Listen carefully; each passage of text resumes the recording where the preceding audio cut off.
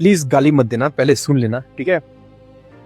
मैं अगर बोलूं कि विल का बायोलॉजिकल फादर, असली फादर वेकना है, तो आई नो ये बहुत बड़ा स्टेटमेंट है, पर एक बार आप मेरी पूरी बात सुन लीजिए, फिर जो भी बोलना होगा बोल दीजिएगा। वेकना के लिए बहुत आसान था विल को मारना, कभी भी, सीजन 1 से लेके सीजन 5 तक। फिर भी वेकना विल को मारता नहीं, बल्कि आप सीजन 5 में देखोगे लास्ट वाले एपिसोड में, उसमें वेकना बस विल का ऐसे गाल चहराता है और उसे छोड़ देता है। इवन जॉयस को भी कुछ नहीं करता।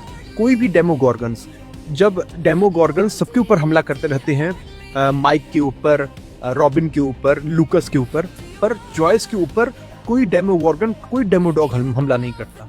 क्यों? जॉयस वेकना का या हेनरी का पहला प्यार।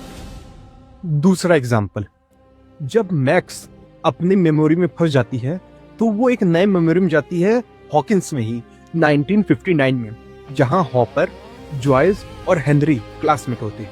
इसका मतलब कहीं ना कहीं जॉयस हेनरी को जानती है, पर पूरे सीरीज में जब इवन वेकना का नाम, असली नाम रिवील भी होता है, फिर भी जॉयस कुछ नहीं बोलती कि मैं उसे कभी जानती भी।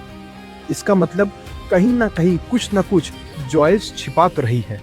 थर्ड एग्जाम्पल, जब विल पहले सीजन में गायब होता है तो सब लोग चिंता में होते हैं कि विल कहाँ गया, विल कहाँ गया, पर लॉनी जो उसका असली फादर था, उसको फर्क नहीं पड़ता कि विल गायब हो, मर गया हो, उसको नहीं फर्क पड़ता, क्योंकि कहीं ना कहीं लॉनी भी जानता था कि वो विल का असली बायोलॉजिकल फादर नहीं। फोर्थ एग्जाम्पल, जॉयस पूरे सीरीज में ये बोलती रहती हैं कि विल औरों की तरह नहीं है, वो डिफरेंट है। किस चीज में डिफरेंट है?